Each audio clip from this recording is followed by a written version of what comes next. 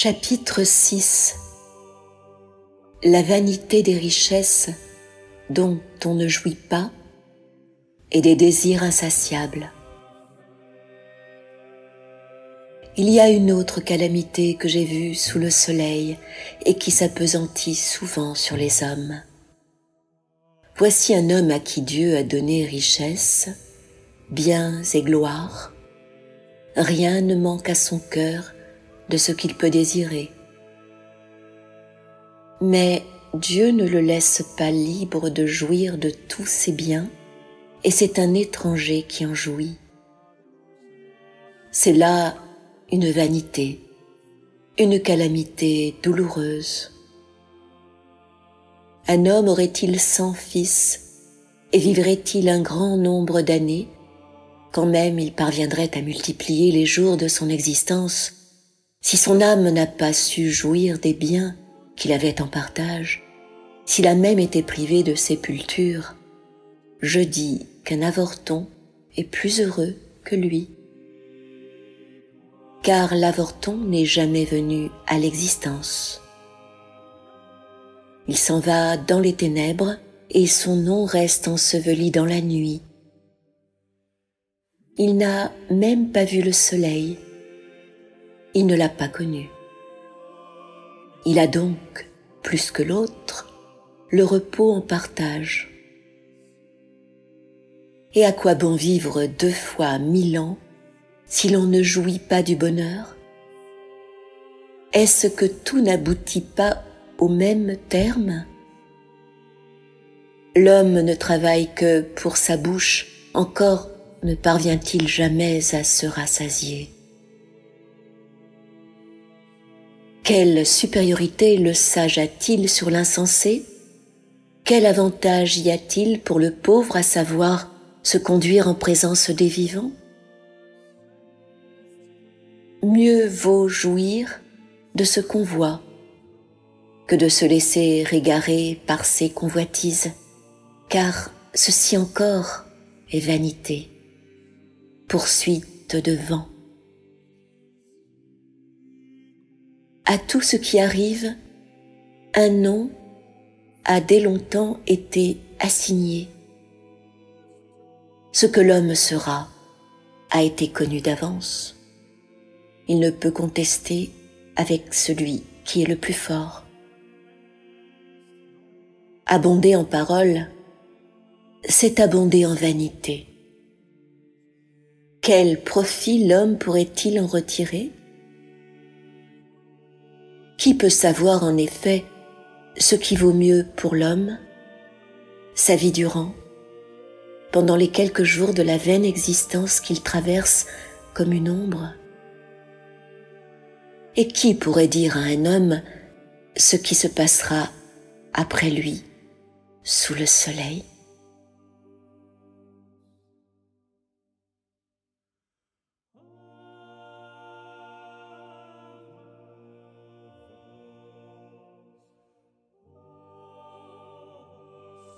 Chapitre 7. Maxime sur les épreuves de la vie, sur la sagesse et sur la modération.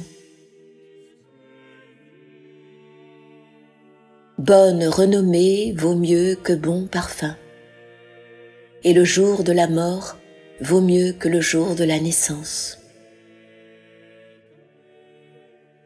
Mieux vaut aller dans une maison de deuil que dans une salle de festin, car on y voit la fin réservée à tous les hommes et les vivants en gardent le souvenir. Mieux vaut la tristesse que le rire, car on peut avoir le visage triste et la joie dans le cœur. Le cœur des sages est présent dans la maison de deuil, et le cœur des insensés se porte vers la maison de joie.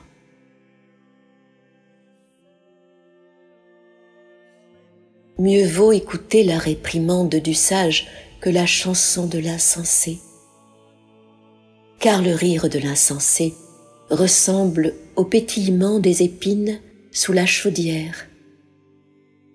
Tout cela aussi est vanité. Oui, le pouvoir d'opprimer fait du sage un fou, et les présents corrompent le cœur. Mieux vaut la fin d'une chose que son commencement. Patience vaut mieux que présomption. Ne cède pas promptement à un mouvement d'irritation, car c'est dans le cœur des insensés qu'habite la colère. Ne dis pas d'où vient que les jours anciens valaient mieux que ceux d'à présent. Ce n'est pas la sagesse qui inspire une telle question. La sagesse vaut autant que la richesse. Elle est un trésor pour ceux qui voient le soleil. On peut en effet trouver un abri dans la sagesse comme dans la richesse, mais la connaissance de la sagesse offre cet avantage de donner la vie à celui qui la possède.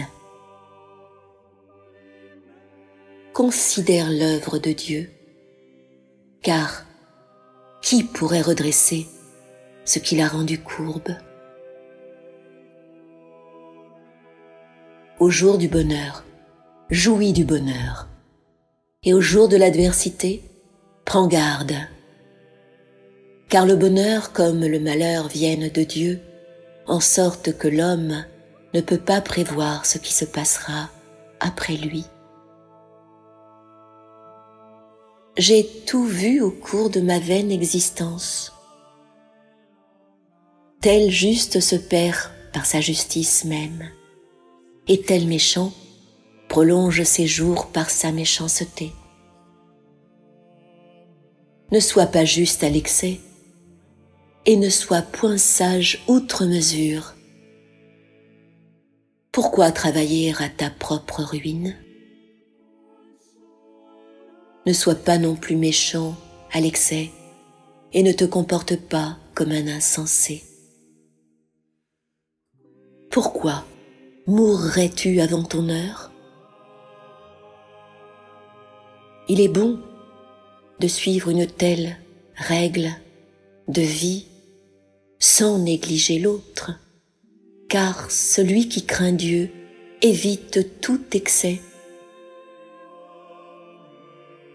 La sagesse donne aux sages plus de force que n'en assurent 10 capitaines à la ville qu'ils défendent. Il n'y a certainement pas d'homme juste sur la terre qui fasse le bien et qui ne pêche point. Ne fais donc pas attention à tous les propos que tu peux surprendre, de peur que tu n'entendes ton serviteur parler mal de toi. Ton cœur sait bien que tu as souvent, toi aussi, mal parlé des autres. J'ai examiné tout cela en sage. Je me suis dit, je veux acquérir encore plus de sagesse. Mais la sagesse est restée loin de moi. Or, ce qui est si lointain, ce qui est si profond, qui pourrait l'atteindre? Je me suis appliqué de tout mon cœur à étudier, à scruter, à rechercher la sagesse et la raison des choses, et à me convaincre de la sottise du méchant, ainsi que de la stupidité du fou. J'ai trouvé quelque chose de plus amer que la mort. C'est la femme dont le cœur est un piège et un filet, dont les mains sont des chaînes. Celui qui est agréable à Dieu parvient à lui échapper, mais le pécheur est enlacé par elle. Voici ce que j'ai trouvé, dit l'Ecclésiaste, après avoir examiné les choses une à une pour en trouver la raison. Mon âme cherche encore cette raison des choses sans jamais la découvrir. J'ai bien trouvé un homme entre 1000, mais entre toutes les femmes, Je n'en ai pas trouvé une seule. Mais voici ce que j'ai trouvé, c'est que Dieu a créé l'homme droit, et ce sont les hommes qui ont cherché toutes sortes de détours.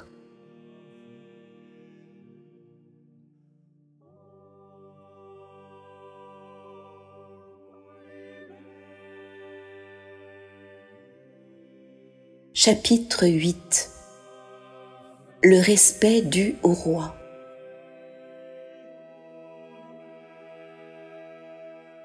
Qui peut être comparé au sage, et qui connaît comme lui l'explication des choses? La sagesse illumine le visage de l'homme et en adoucit l'aspect sévère. Observe, je te le dis, des ordres du roi, et cela à cause du serment que tu as fait devant Dieu.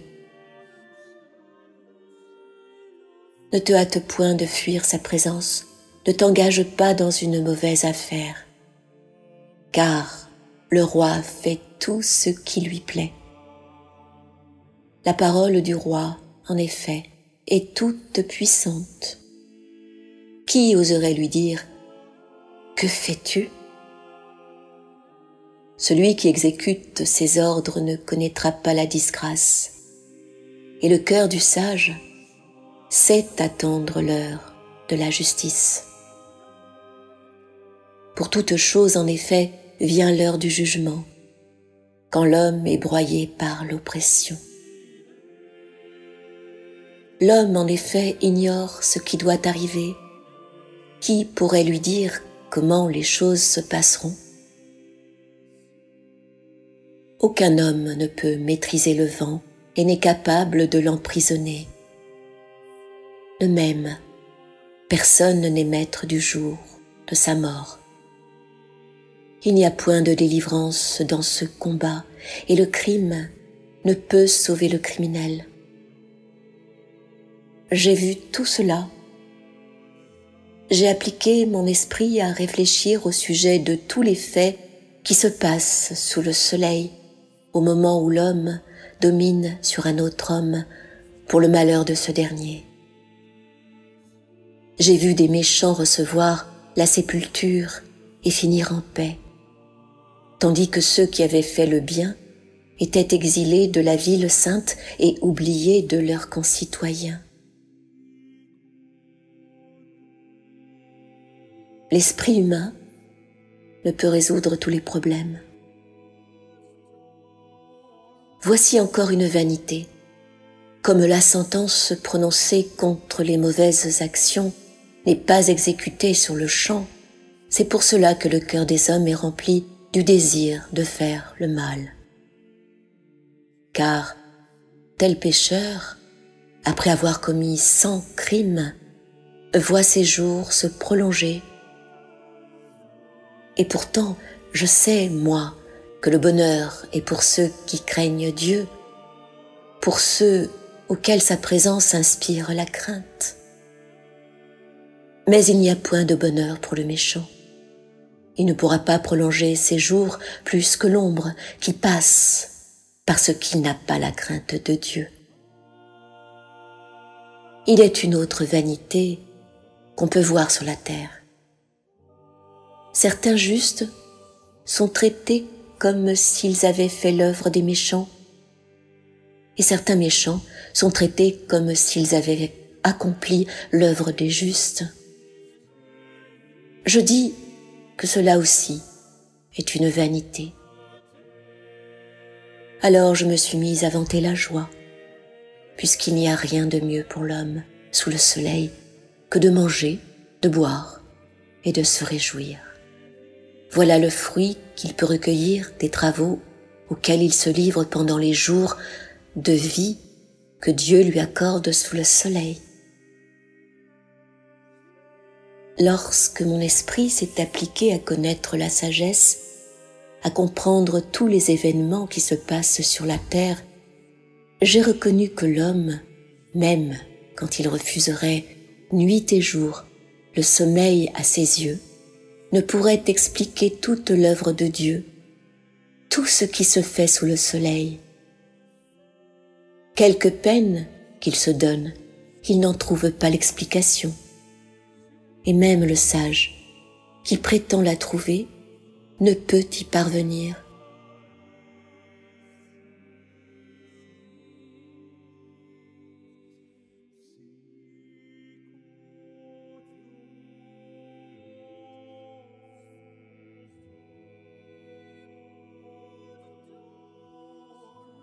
Chapitre 9. Ne pouvant comprendre les voies de Dieu, le sage se contente de jouir des biens que Dieu lui accorde. Voici d'autres faits que j'ai soumis à mes réflexions et que je me suis appliqué à éclaircir. J'ai vu que les justes et les sages, aussi bien que leurs actes, sont dans la main de Dieu. L'homme ignore même s'il éprouvera de l'amour ou de la haine. Tout est possible. Tout peut arriver à tous. Un même sort attend le juste et le méchant, celui qui est bon et pur, comme celui qui est impur, celui qui offre des sacrifices, comme celui qui n'en offre pas.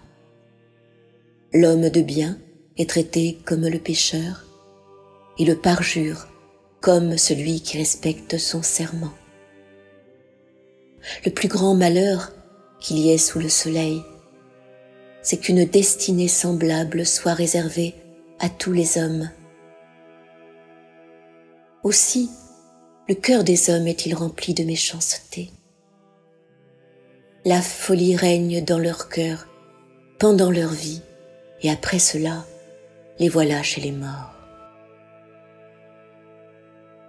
Aussi longtemps qu'un homme reste dans la société des vivants, il y a pour lui de l'espoir, car même un chien vivant vaut mieux qu'un lion mort. Les vivants savent du moins qu'ils mourront, mais les morts ne savent rien. Pour eux, plus de récompense, leur mémoire même est oubliée. Leur amour, leur haine, leurs ambitions, tout s'est évanoui.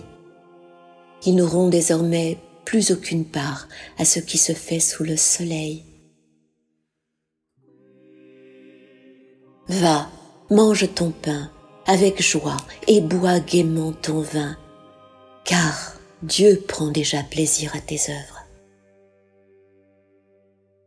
Revêt-toi toujours de vêtements blancs et répands sur ta chevelure de l'huile parfumée. Jouis de la vie avec la femme que tu aimes, pendant les jours si fugitifs que Dieu t'accorde sous le soleil, au cours de ta vaine existence, car c'est là ta vraie part dans la vie. C'est le prix de la peine que tu te donnes sous le soleil. Tout travail que tes mains trouvent à accomplir, fais-le selon ton pouvoir, car on ne peut plus ni agir ni penser. Il n'y a ni science ni sagesse dans le séjour des morts où tu vas descendre.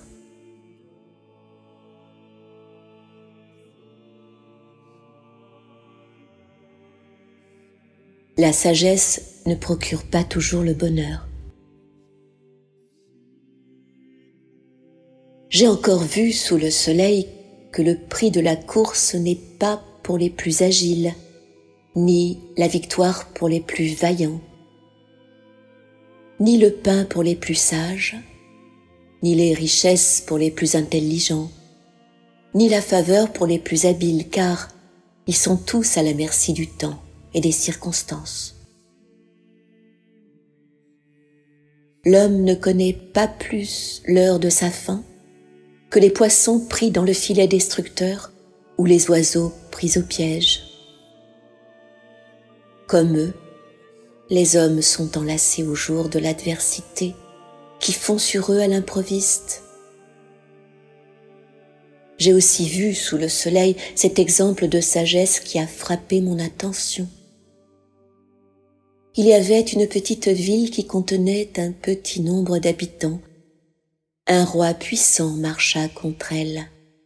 Il l'assiégea et il éleva autour d'elle de grandes tours. Or, il se trouva dans cette ville un homme pauvre, mais plein d'intelligence, qui la sauva par sa sagesse. Et pourtant, personne ne se souvient de cet homme pauvre. Alors j'ai dit, la sagesse vaut mieux que la force. Toutefois, la sagesse du pauvre est méprisée et ses paroles ne sont point écoutées. Les paroles du sage, écoutées en silence, valent mieux que les bruyants discours d'un prince dans une assemblée de sots. La sagesse vaut mieux que les machines de guerre, mais un seul pécheur peut causer la perte des biens les plus précieux.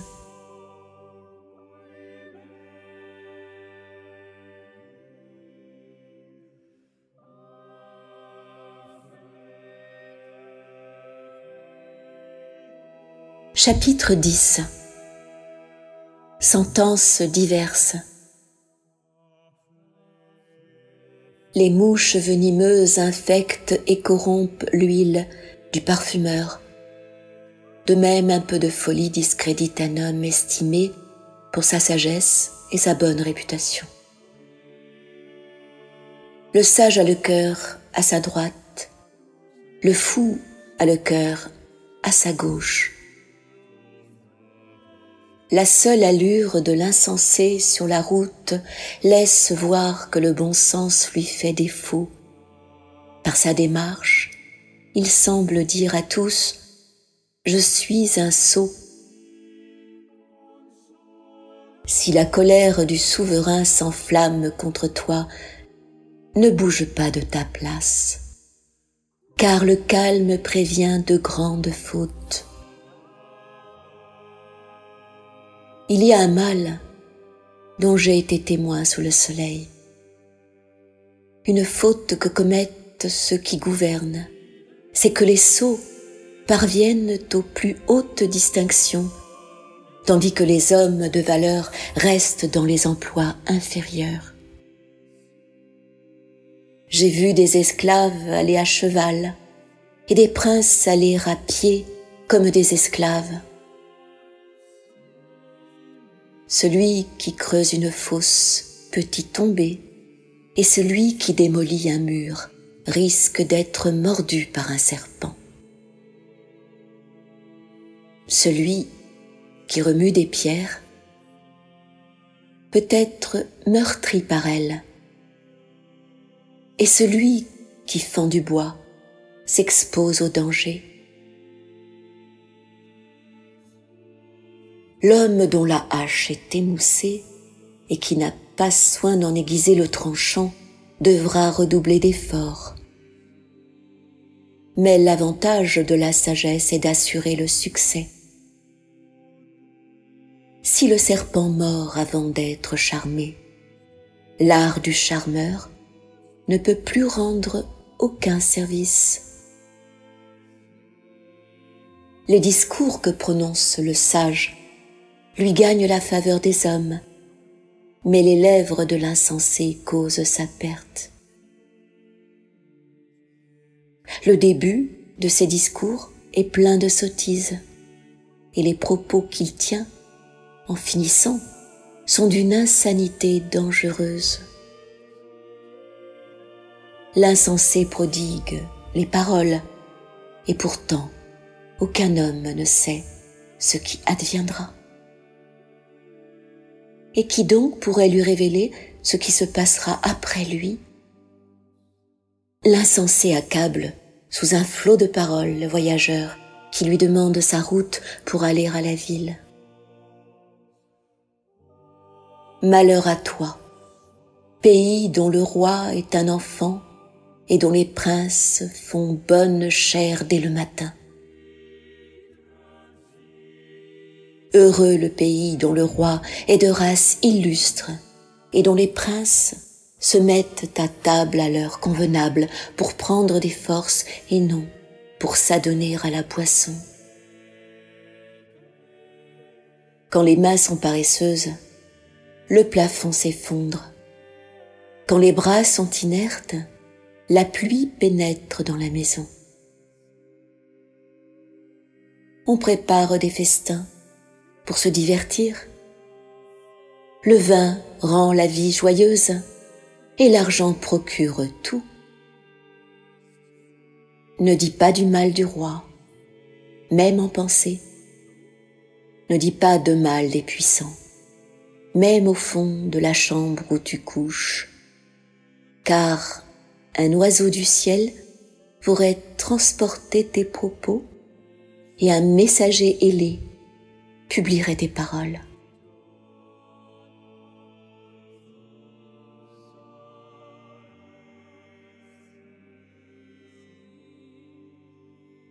Chapitre 11.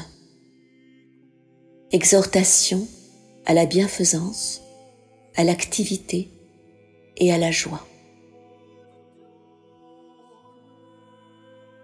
Jette ton pain à la surface des eaux, car avec le temps tu le retrouveras. Fais-en part à 7 et même à 8 personnes, car tu ne sais pas quel malheur peut t'arriver sur la terre. Quand les nuages sont gonflés de pluie, ils la répandent sur la terre. Et quand un arbre tombe, au midi ou au nord, l'endroit où il tombe, c'est l'endroit où il reste. Celui qui observe le vent ne sèmera pas, et celui qui regarde les nuages ne moissonnera pas. De même que tu ignores la route que suit le vent et la manière dont se forment les eaux dans le sein de la mer, de même tu ne sais rien de l'œuvre de Dieu qui a fait toutes choses. Dès le matin, sème ta semence, et le soir, ne laisse pas tes mains oisives, car tu ne sais pas si c'est le travail du matin ou celui du soir qui t'apportera la prospérité, ou si les deux te seront également utiles.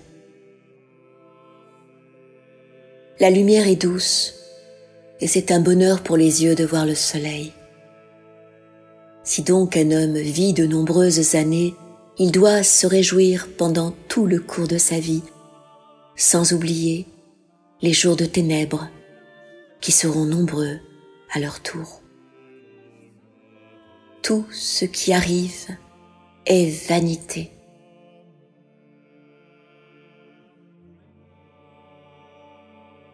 Chapitre 12. Le jeune homme doit, sans oublier Dieu, jouir de ses belles années, avant qu'arrive la vieillesse et la mort. Jeune homme, réjouis-toi pendant ton jeune âge et livre ton cœur à la joie pendant les jours de ta jeunesse. Marche dans la voie où ton cœur te mène et suis les désirs de tes yeux, mais sache que, pour chacun de tes actes, Dieu t'appellera en jugement. Bannis de ton cœur le chagrin et épargne à ton corps la souffrance, car la jeunesse et le matin de la vie ne sont que vanité. Souviens-toi de ton Créateur pendant les jours de ta jeunesse, avant qu'arrivent les jours mauvais et que surviennent les années dont tu diras « Je n'y trouve aucun plaisir ». Avant que s'obscurcissent le soleil et la lumière, la lune et les étoiles, et que les nuages apparaissent de nouveau après la pluie. C'est l'époque de la vie où les gardiens de la maison tremblent, où les hommes vaillants fléchissent, où les meunières s'arrêtent parce que leur nombre a diminué,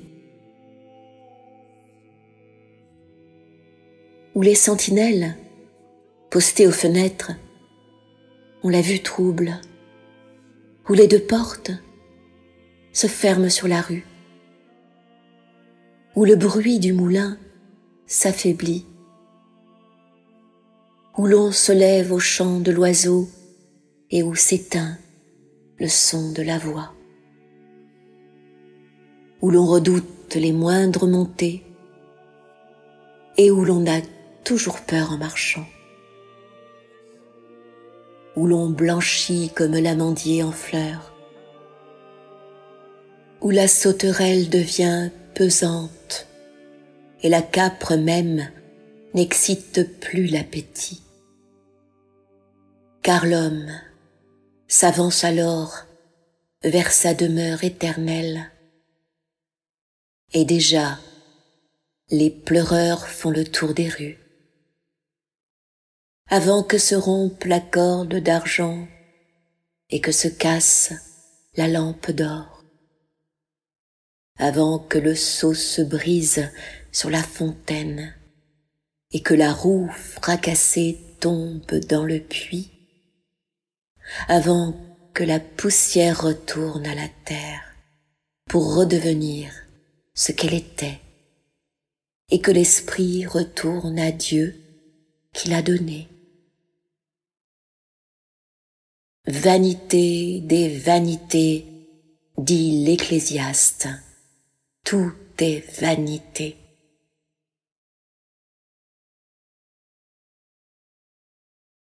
L'Ecclésiaste n'a pas été seulement un sage, il a aussi enseigné la science au peuple.